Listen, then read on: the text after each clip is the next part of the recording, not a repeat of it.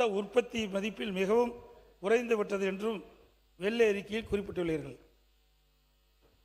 அந்த வெள்ளை அறிக்கையில் மாநில வரி வருவாயில் கணிசமாக கசிவுகள் மற்றும் இழப்புகள் உள்ளது என்றும் அதை சரி செய்து வருவாயை உயர்த்துவோம் என்றும் குறிப்பிட்டிருக்கிறீர்கள்.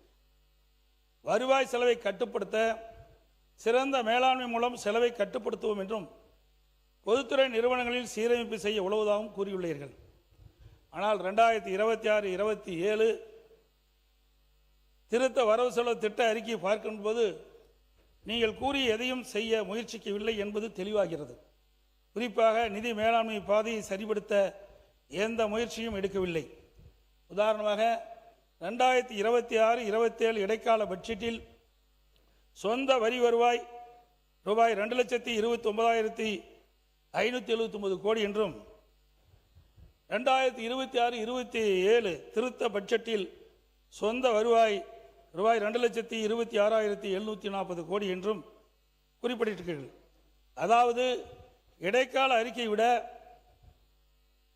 உங்களுடைய அரசு தாக்கல் செய்யப்பட்ட பட்ஜெட்டில் சொந்த வரி வருவாய் ரூபாய் 2,839 கோடி குறைந்துவிட்டது. எனது கேள்வி, நீங்கள் வெள்ளை அறிக்கையில் இந்த வரவு செலவு திட்டத்திலும் வெளிநாட்டு மதுபானத்திற்கு தற்போது போடப்பட்டுள்ள 1020 வரியால் 1000 கோடி ரூபாய் கூடுதலாக கிடைக்கும் என்பதும், சரக்கு சேவை வரி, பதிவுத்துறை, கனிம வளம் போன்றவற்றில் சீரமைப்பு செய்து அதன் மூலம் 15,000 கோடி ரூபாய் கூடுதலாக பெறுவோம் என்றும் கூறியுள்ளீர்கள். அடுத்த 6 மாதம் என எடுத்துக்கொண்டாலும் இவையெல்லாம் சேர்த்து குறைந்தபட்சம் 8,000 கோடி கூடுதலாக பெறப்பட வேண்டும். அது ஏன் வருவாய் வரவில் கொண்டு வரப்படவில்லை? அப்படி என்றெல்லாம் மக்களின் கவனத்தை ஈர்க்க மட்டுமே பயன்படுத்துகின்ற கவர்ச்சி வார்த்தையாகத்தான் இருக்கின்றது. அதேபோல் வருவாய் செலவினத்தை எடுத்துக்கொண்டால் 2026-27 இடைக்கால அறிவிக்கின்படி வருவாய் செலவு 3,93,272 கோடி. 2026-27 திருத்த மதிப்பீட்டின்படி வருவாய் செலவு 4,05,802 கோடி. அதாவது திருத்த மதிப்பீட்டில் வருவாய் செலவு ரூபாய் 12,530 கோடி உயர்ந்து விட்டது. அப்படி என்றால் நீங்கள் வருவாய் செலவு மேலாண்மையை செய்து செலவை குறைப்போம் என்பதும், ஒப்பந்த புள்ளிகளை சீரமைத்து லஞ்சத்தை ஒழித்து செலவை குறைப்போம் என்று சொன்னதும் இந்த புள்ளி விவரங்கள் வெளிப்படவில்லையே, அது ஏன்? மேலும் பள்ளிக் கல்வித்துறைக்கு ஒதுக்கீடு குறைக்கப்பட்டது என்று கேள்விக்கு நிதித்துறை செயலாளர் 4,000 கோடி தவறுதலாக ஒதுக்கீடு செய்து குறைக்கப்பட்டது என்று கூறியுள்ளார். இது தவிர உறுதியளிக்கப்பட்ட ஓய்வு திட்டத்திற்கு டாப்ஸ் இடைக்கால பட்ஜெட்டில் ஒதுக்கப்பட்டு செய்யப்பட்ட 14,000 கோடி ரூபாய் திரும்பப் பெறப்பட்டதாக தெரிகிறது. இந்த தொகை வருவாய் செலவில் ஏன் குறையவில்லை? உறுதியளிக்கப்பட்ட ஓய்வு திட்டத்திற்கான நிதி திரும்ப பெறப்பட்டதால் அந்த திட்டம் கைவிடப்பட்டதா? இப்போது ஓய்வு பெறும் அலுவலர்களின் நிலை என்ன என்பதை மாண்புமிகு நிதியமைச்சர் தங்களுடைய பதில் உரையில் தெரிவிக்க வேண்டும். மேற்குறிப்பிட்ட கருத்துக்களின் அடிப்படையில் செலவை கட்டுப்பட்டிருக்க வேண்டும், ஏன் செலவு குறையவில்லை என்பது மக்களுடைய கேள்வி. நீங்கள் அறிவித்த புதிய திட்டங்களில் செலவு கணிசமாக உள்ள குளறுபடி செய்யப்பட்ட பயிர்க்கடன் தள்ளுபடி 5,932 கோடி, மின் கட்டணம் உயர்த்திட்ட தந்த 200 யூனிட் இலவச மின்சாரம் 1,545 கோடி, தாய்மாமன் தங்க மோதிரம் 564 கோடி, அண்ணன் சீர் 818 கோடி, எல்லாம் சேர்த்தால் கூட 8,840 கோடி தான் வருகிறது. எனவே வருவாய் செலவு ஏன் கட்டுப்படுத்தவில்லை என்பதற்கு மாண்புமிகு நிதியமைச்சர்கள் பதில் உரைகளை விளக்கப்பட வேண்டும். இப்படி வருவாய் பெருக்கவும் நடவடிக்கை இல்லை, வருவாய் செலவை கட்டுப்படுத்தவும் முயற்சிக்கவில்லை. எனவே வருவாய் பற்றாக்குறை 48,696 கோடியிலிருந்து 55,775 கோடியாக இப்பொழுது உயர்ந்து விட்டது. அதேபோல மூலதன செலவை பொறுத்த வரைக்கும் ஏற்கனவே இடைக்கால பட்ஜெட்டில் 59,562 கோடியாக இருந்தது.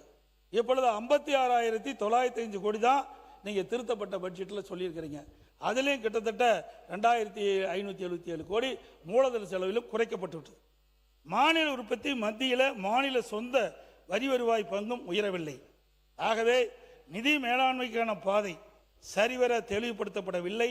அதற்கான எந்த முயற்சியும் இந்த பட்ஜெட்டில் எடுக்கப்படவில்லை என்பதுதான் இது தெளிவாக காட்டுகிறது.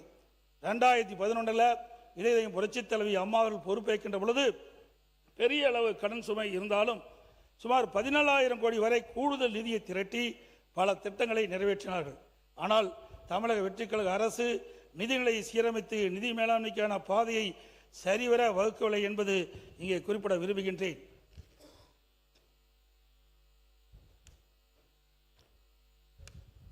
மாநிலத்தின் கடன் அளவு 10,98,000 கோடி என்றும் அதனால் ஏற்படக்கூடிய வட்டி செலவனம் 78,683 கோடி எனவும் குறிப்பிட்டுள்ளீர்கள். மாநில உற்பத்தி மத்தியில் நிகர கடன் அளவு கடந்த ஆட்சியில் வெளியிட்ட இடைக்கால நிதிநிலை அறிக்கையில் 27.03% இருந்தது. இப்போது நீங்கள் சமர்ப்பித்துள்ள நிதிநிலை அறிக்கையில் இது 27.01%. எனவே கடன் அளவிலும் அதன் சுமையிலே எந்தவித மாற்றமும் இல்லை. ஆனால் இன்று 3 மாதத்திலே 20,000 கோடி நீங்கள் ஆட்சி பொறுப்பேற்று 3 மாதத்திலே 20,000 கோடிக்கு மேல் கடன் பெறப்பட்டு அதில் 17,000 கோடி வருவாய் செலவினத்திற்கு மட்டுமே செலவு செய்தீர்கள். இதே நிலை தொடர்ந்தால் கடந்த 5 ஆண்டு காலம் உங்களுடைய ஆட்சி நீடித்தால் 10 லட்சம் கோடி கடலில் இருந்து 20 லட்சம் கோடியாக உயர்த்தி விடுகிறீர்கள் என்பது சந்தேகமில்லை.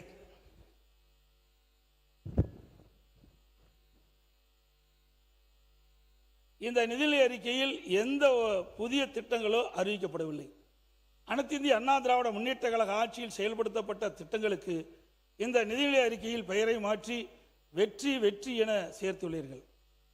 இதனால் மக்களுக்கு எந்த பயனும் ஏற்பட போவதில்லை. மக்களுக்கு எந்த வெற்றியும் கிடைக்கப் போவதும் இல்லை. அரசுகள் மாறும்போது அவர்கள் அறிவையும் அனுபவத்தையும் வைத்து மக்களுக்கான புதிய திட்டங்களை தீட்டி அவள் விரும்பும் பெயரை வைத்துக் கொள்வதில் எங்களுக்கு எந்த ஆட்சேபனையும் இல்லை. ஆனால் ஒரு அரசு கொண்டு வந்து அந்த திட்டத்திற்கு புதிதாக அரசு வந்த பிறகு அந்த பெயரை மாற்றி அறிவிப்பதில் மக்களுக்கு குழப்பம்தான் ஏற்படும். அம்மா ஆட்சியில் செயல்படுத்தப்பட்ட திட்டங்கள் மகளிர் ஆடு வழங்கும் திட்டம், இப்பொழுது வெற்றி மகளிர் ஆடு வளர்ப்பு. அம்மா ஆட்சியில் தாலிக்கு தங்கம் திட்டம், இப்போ இந்த ஆட்சியில் அண்ணன் சீர்திட்டம் அப்படின்னு பேரை மாற்றிருக்கிறீங்க. அம்மா ஆட்சியில் மடிக்கணின்னு கொண்டு வந்திருக்கிறோம், அது வெற்றி லேப்டாப்னு மாற்றிட்டீங்க. அம்மாவுடைய ஆட்சியில் பசுமை திட்டம் இருந்தது, போன ஆட்சியில் இந்த கலைஞர் வீடு திட்டம்னு மாற்றினாங்க, இப்போ நீங்கள் வெற்றி வீடு திட்டம்னு மாற்றிட்டீங்க.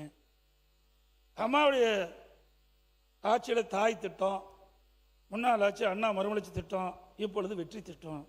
திறன் மேம்பாட்டு திட்டம் வெற்றி என பெயர் சூட்டியுள்ளீர்கள். என பல திட்டங்களுக்கும் வெற்றி என்ற அடமொழியை கொடுத்தீர்கள். மாற்றம் கொண்டு வரும் என ஆட்சிக்கு வந்த நீங்கள் மக்கள் பிரச்சனையை தீர்க்க புதிய யோசனை கூடவா உங்களிடம் தென்படவில்லை என கேட்கின்றேன். இது போன்ற செயல்கள் தவிர்க்க வேண்டும் என அன்போடு கேட்டுக்கொள்கின்றேன்.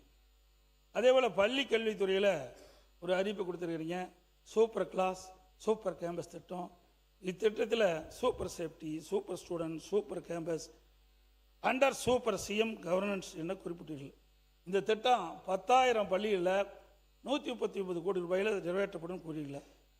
இன்றைக்கு தமிழ்நாட்டில் 40,000 பள்ளிகள் இருக்குது. அப்படி என்றால் மற்ற பள்ளிகளுக்கெல்லாம் இந்த திட்டத்தை விரிவுபடுத்த மாட்டீங்களா? அந்த 40,000 பள்ளியில் 10,000 பள்ளி போனோட மீதி 30,000 பள்ளிகள் இருக்குது.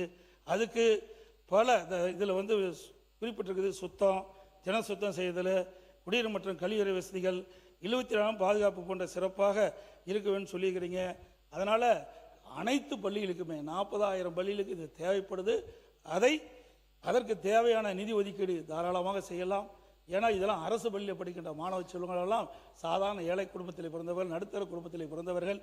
ஆகவே இன்றைக்கு பல்வேறு தொழிலாளியுடைய குடும்பம்தான் அந்த அரசு பள்ளியை படிக்கின்ற காரணத்தினாலே இதையெல்லாம் கருத்திலே கொண்டு அதுக்கு 139 கோடி தான் இப்போ ஒதுக்கி இருக்கிறீங்க. ஒரு பெரிய தொகைன்னு ஒரு 450 கோடி ஒதுக்குனீங்களா?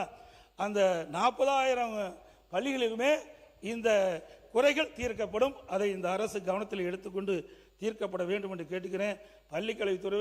பள்ளிக்கல்வித்துறை அமைச்சர் மிக சிறப்பாக பேசக்கூடியவர், திறமையானவர்.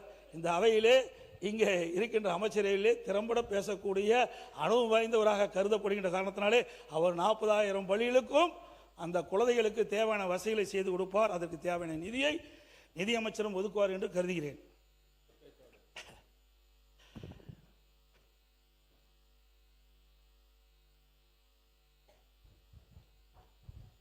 அதாவது மாண்பு முதலமைச்சர் அவர்கள் தேர்தல்